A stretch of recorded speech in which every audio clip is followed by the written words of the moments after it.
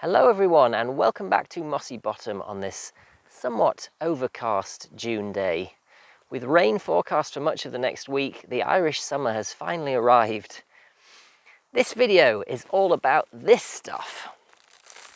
Soil, that most wonderful of mediums, without which life as we know it would not exist. In particular though, this video is all about no-dig gardening, the pros and the cons, which is the part people don't usually tell you about. And no-dig gardening, for anyone who doesn't know, is the technique of using compost or well-rotted manure to cover soil, usually with a layer of cardboard or something similar underneath to keep weeds down, and then planting directly into the compost, essentially mimicking what happens in a forest environment, in which leaf litter from the trees would cover the surface of the soil, being slowly broken down by fungi, earthworms, and bacteria. So the idea is to eliminate the need for back-breaking digging, while still maintaining a rich, fertile topsoil for growing your plants in, usually vegetables. And as I'm sure many of you know by now, I grow most of my own food here at Mossy Bottom, and this is my 5th growing season doing so. My total vegetable plot is just under an acre, so a pretty big area for growing in. And I grow just about everything from potatoes and peas to sweet corn and sunflowers and everything else in between, all from seed. You name it, if it grows in this part of the world at least, then there's a good chance that I've either grown it or tried to grow it, except for garlic, which I can't abide.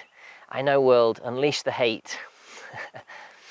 And one question which I'm asked quite frequently, in fact, is whether or not I use a no-dig system. Usually with reference to a veg growing legend here on YouTube, who is a well-known advocate of the no-dig approach. So here's a list of the questions we're going to tackle in this video. Firstly, why adopt a no-dig approach? What are the main advantages? Secondly, what was my experience of growing vegetables using a no-dig system? What worked, what didn't work, and what do I do now? Then, what are the different types of soil and how does soil type influence no-dig growing? We're going to talk about texture, structure, compaction, and weeds. And not all weeds are made equal, by the way. Then, what are the optimum soil conditions for vegetables to grow well in? What should you be aiming for? And finally, what are the different options for maintaining soil? And more importantly, what works and what doesn't work in specific conditions? We're going to talk about digging, how often, how deep, rotavators, and I do actually have one which I'm going to demonstrate. What are they good and bad for? Mulching, which is a very popular technique at the moment, and green manures. So let's jump right in there with question 1. Why adopt a no-dig approach in the first place? Well, the most obvious advantage is that it saves you the effort of digging, as I already mentioned. And if you've got a big vegetable plot like me, or an allotment, or just a not so strong back, which is a problem many of us have, then not having to dig every year can be a real game changer in terms of what you can accomplish. Secondly, by adopting a no-dig system, you're not disturbing the soil ecosystem. And yes, there really is an entire ecosystem down there in the soil. Soil isn't nearly as chaotic as a lot of people think it is. For instance, 80% of microbes live in only the top 5 centimeters of soil, so it's really quite organized. Thirdly, by planting into compost or well-rotted manure, you're giving your plants direct access to that most fertile top layer of soil, which effectively is giving them a bit of a head start in life. Finally, exposing soil to the elements by digging can, if it's done badly, which it generally is in commercial agriculture, I'm afraid to say, cause a whole raft of different issues. Increased moisture loss in dry conditions, flooding in wet conditions, as well as things like nitrogen leaching, which is where nitrogen, which is added in the form of fertilizers by farmers, is washed away in floods into waterways because the soil has no ability to hold on to it if it's bare and exposed.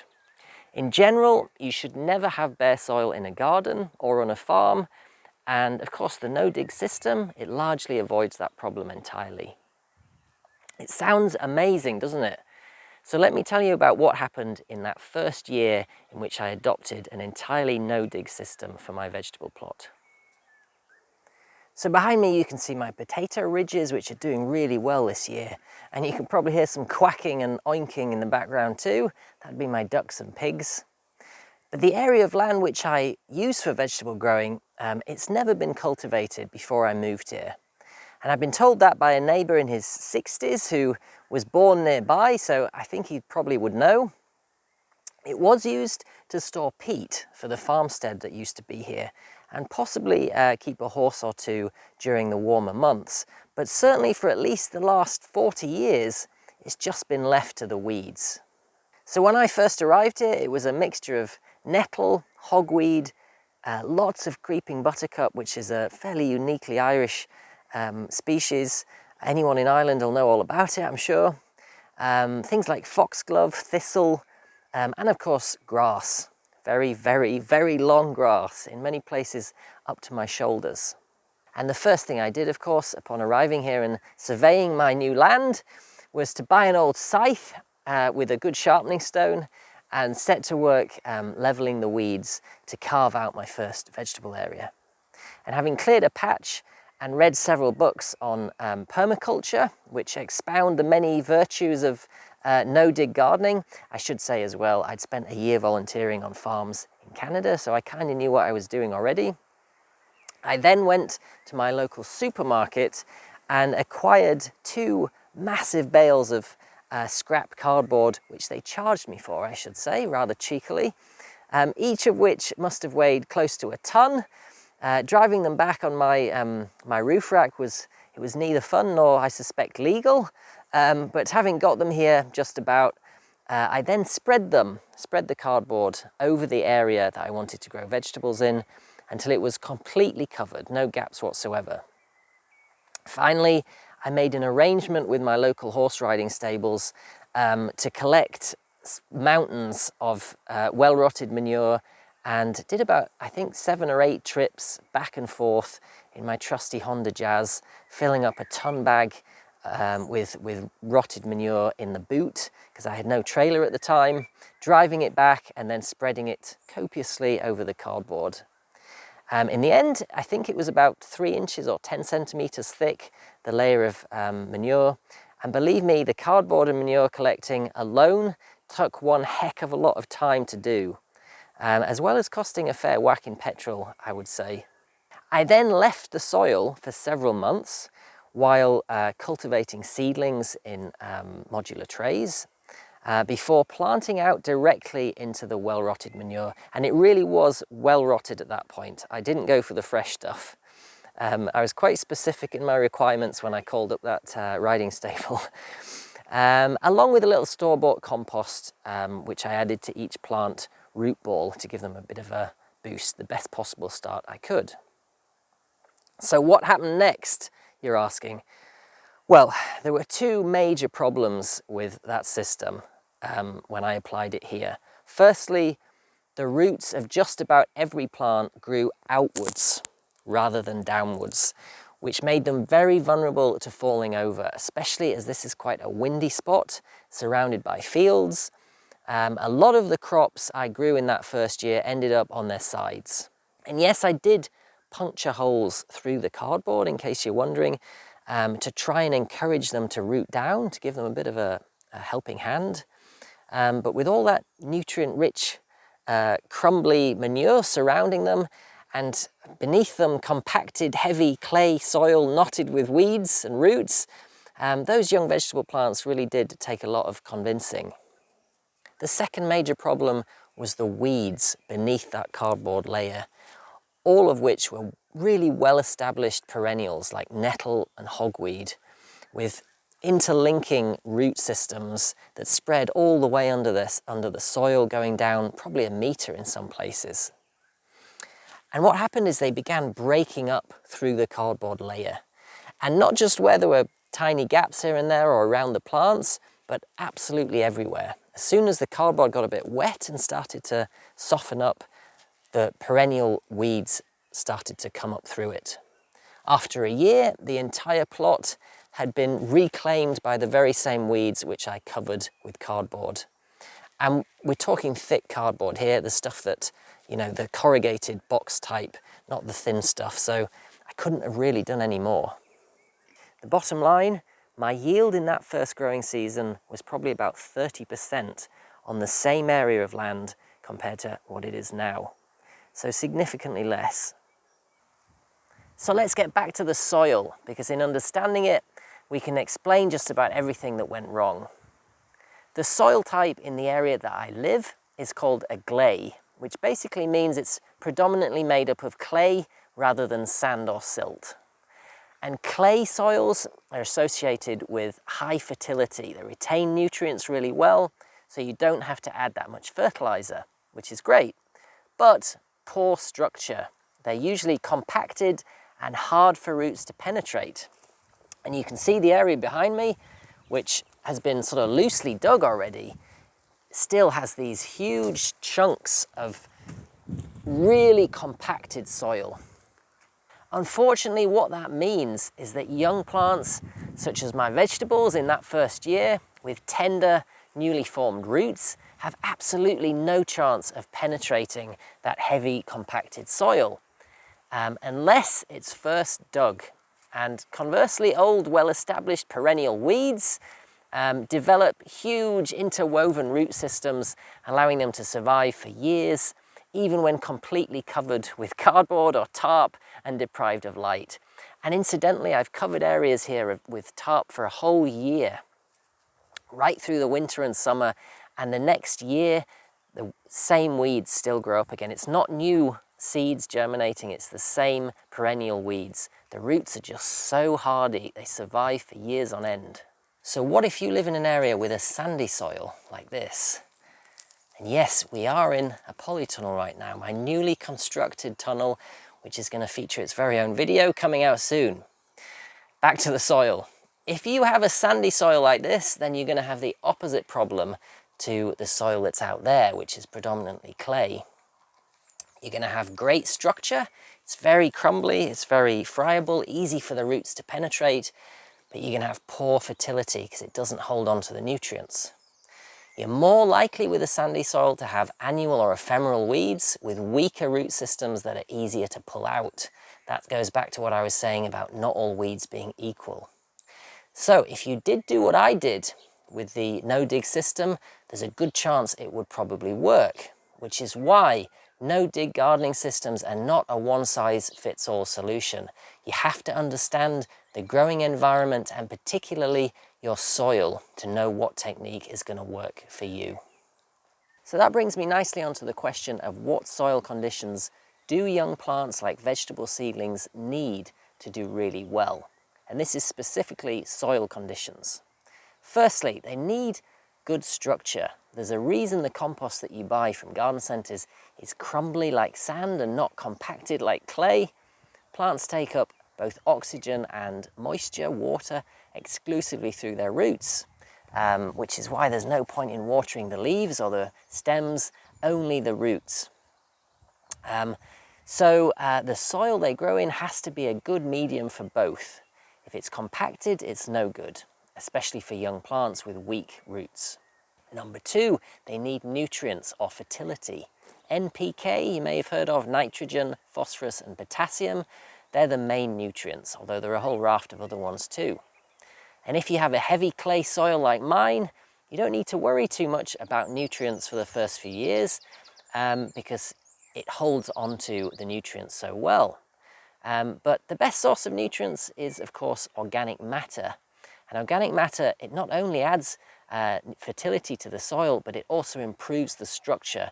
So it's a win-win whether you have clay or sandy soil or something in between.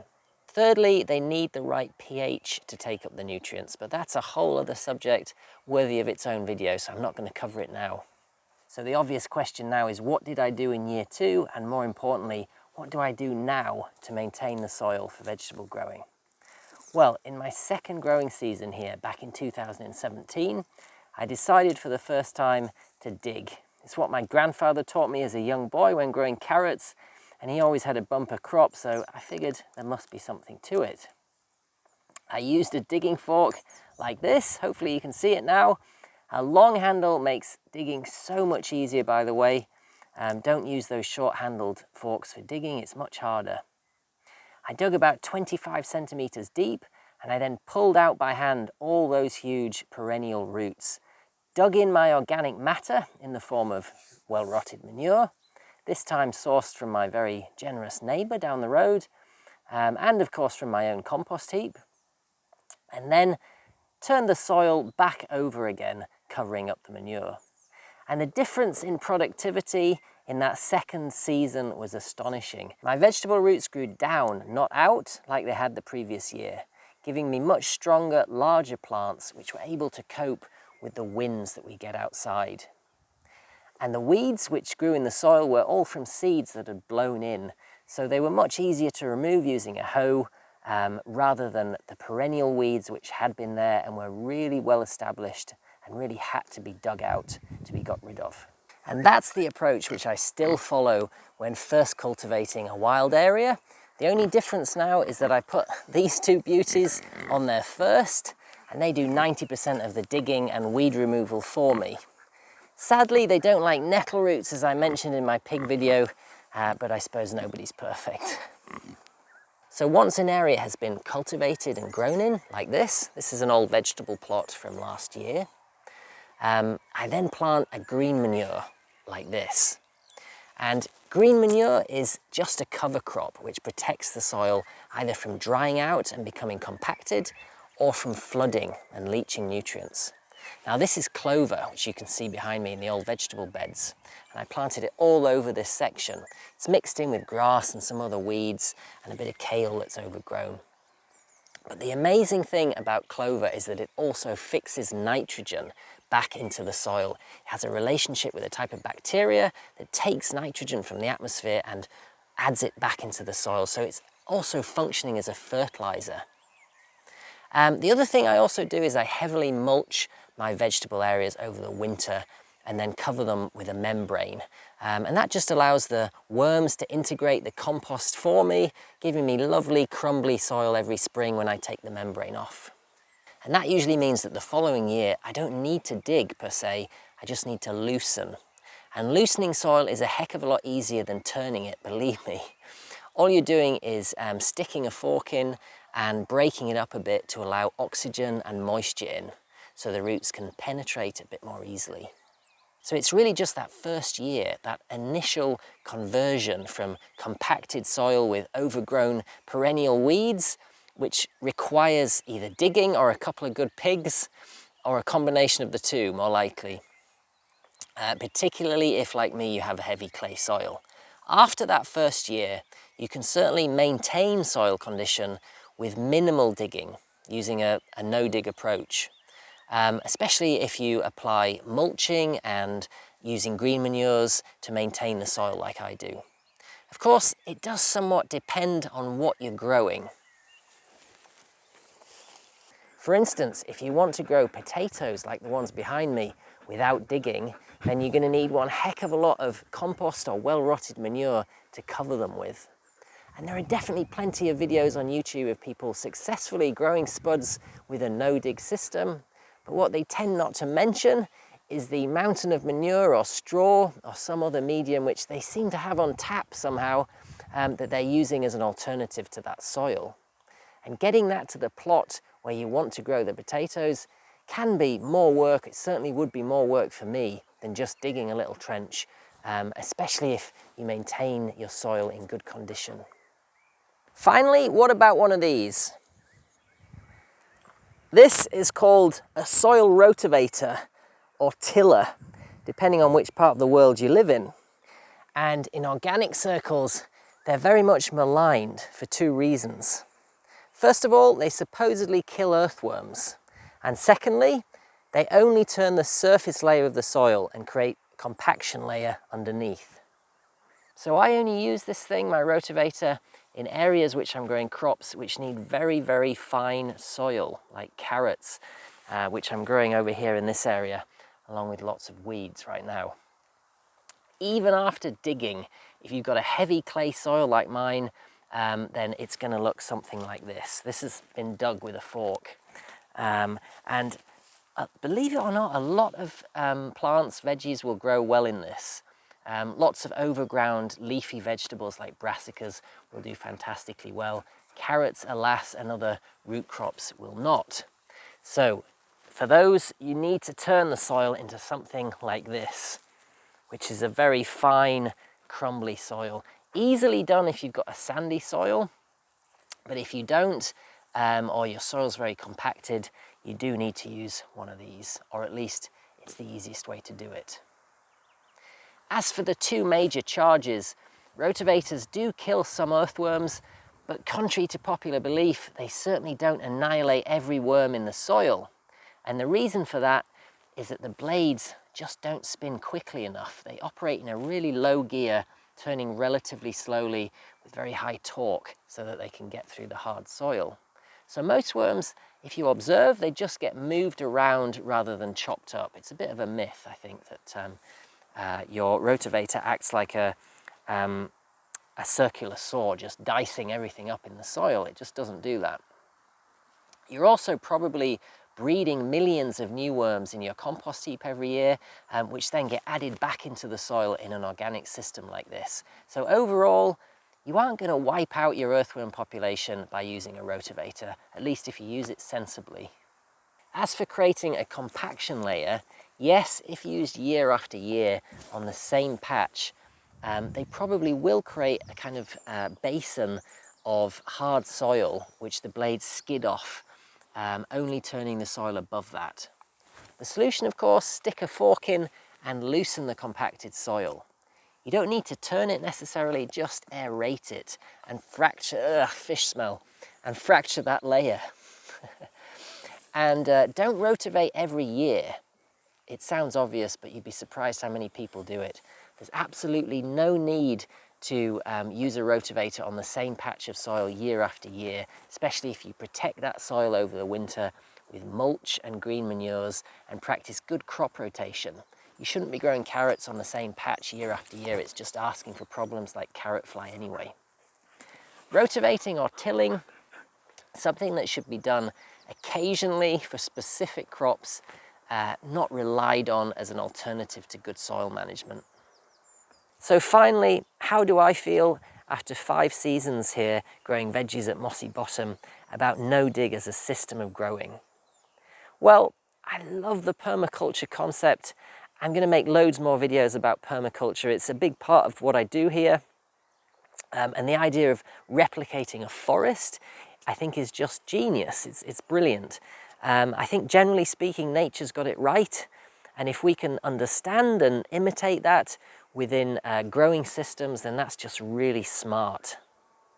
And too often, agriculture and crop growing depends on brute strength, usually in the form of oil, rather than intelligent design, particularly commercial farming. Something which I hope is going to change as techniques like no-dig and permaculture become more widely known and accepted. In terms of gardening though, I think no-dig definitely has a part to play if it's used alongside digging as a way of maintaining a healthy soil medium. It's not, in my experience, the right thing to do in year one, unless the area of soil that you're using it on has recently been cultivated, or maybe if it's a very sandy soil. So that's just about it for this video. Hopefully you didn't find the subject matter as dry as the soil, ba-bum.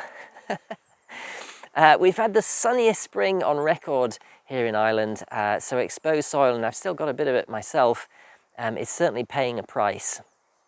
It's time for me to get out there and do some more planting. Thanks as always for your support and feedback. There'll be another video coming very soon, so look out for that. Until the next time, from me and from Moss, who is out there somewhere probably terrorizing my new ducklings, bye for now.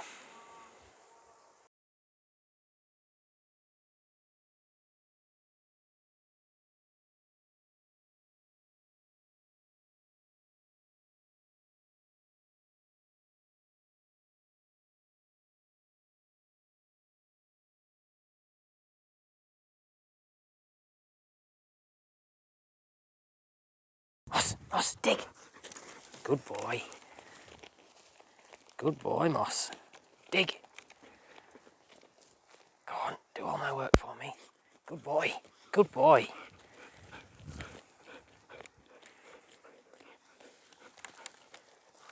If you don't have pigs, then a dog works pretty well too.